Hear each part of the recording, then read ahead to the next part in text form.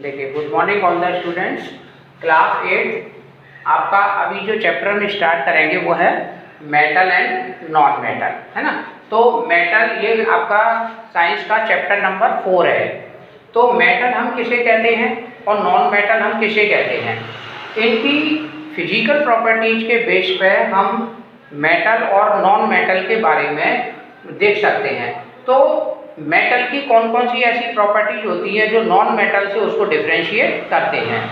अगर हम मान के चलिए एक एक्टिविटी करें, जैसे एक हमने ले लिया कॉइन। कॉइन क्या होता है? मेटल, है ना। 5 रुपए का सिक्का ले लिया, नहीं मिले तो चवन्नी अठन्नी पुरानी ले लेना, क्योंकि 5 रुपए तो बहुत हो गया, है ना। और एक ले लिया हमने सैंड, जो कि कहता है नॉन मेटल है। अब इनमें हम डिफरेंशिएशन करेंगे कॉइन और सैंड में। कॉइन क्यों मेटल है और सैंड क्यों नॉन मेटल है, ठीक है। तो सबसे पहले हमें इनके टर्म्स के बारे में पता होना चाहिए। जैसे हमने कहा कि मेटल्स आर मेलेबल। अब हमको ये पता होना चाहिए कि मेलेबिलिटी कहते किसे हैं। मेलेबिलिटी कहेंगे जब हम किसी सब्सटेंस को बीट करें, हथौड़े से, हैमर से बीट करें और उसकी पिट के एक थिन शीट बन जाए, तो उसको हम बोलते हैं मेलेबिलिटी। तो मेलेबिलिटी क्या होगी? When a metal beaten with hammer and convert into thin sheet without breaking is called malleability. तो मेटल्स में एक प्रॉपर्टी होती है कि ये मेलेबल होते हैं। जैसे अगर हमने कॉइन को लिया और सैंड को लिया और कॉइन और सैंड दोनों को हथौड़े से पीटा, तो कॉइन की तो पतली थिन शीट बन जाएगी, लेकिन सैंड जो है चारों तरफ बिखर जाएगी, उसकी कोई थिन शीट नहीं बनेगी। तो इसका मतलब कॉइन मेटल हो गया और सैंड नॉन मेटल हो गई। दूसरी प्रॉपर्टी होती है डक्टिलिटी। तो डक्टिलिटी, अब डक्टिलिटी क्या होती है?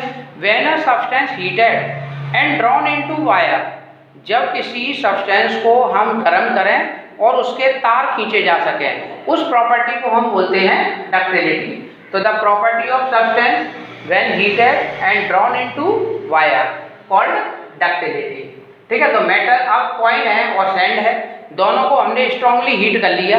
हीट करने के बाद में जब कॉइन तो गल जाएगा, क्योंकि मेटल स्ट्रांगली हीट करने पर मेल्ट हो जाता है, लेकिन जो सैंड होती है वो तुमने देखा होगा मूंगफली भूनने वालों पर।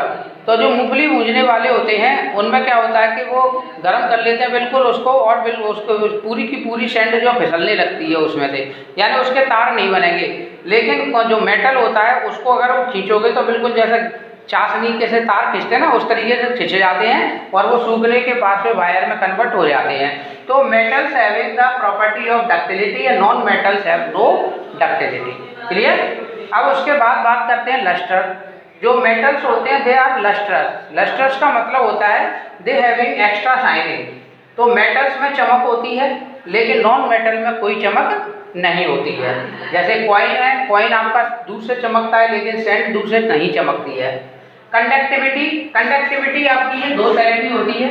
एक तो थर्मल कंडक्टिविटी, थर्मल कंडक्टिविटी, और दूसरी होती है हमारी इलेक्ट्रिकल कंडक्टिविटी। इलेक्ट्रिकल कंडक्टिविटी यानी थर्मल। अब मेटल्स में जो है हीट प्रोड्यूस हो जाती है। मेटल्स जैसे मान लो तुमने देखा होगा कि चम्मच है कोई और उसको सब्जी में डाल दो, सब्जी बन रही हो गरम गरम, तो चमचा गरम हो जाता है, उसको पकड़ना वाला मुश्किल हो जाता है। तो इसका मतलब ये हुआ कि जो मेटल्स होते हैं they are good conductor of heat and electricity, but non metal can not conduct electricity except graphite. Graphite एक जरूर ऐसा नॉन मेटल है जिसमें इलेक्ट्रिसिटी कंडक्ट हो जाती है। और एक चीज़ और ध्यान रखनी है कि इलेक्ट्रिसिटी उन्हीं में प्रोड्यूस होती है जिनमें फ्री इलेक्ट्रॉन होते हैं। सोनोरस, सोनोरस का मतलब होता है साउंड प्रोड्यूस करना।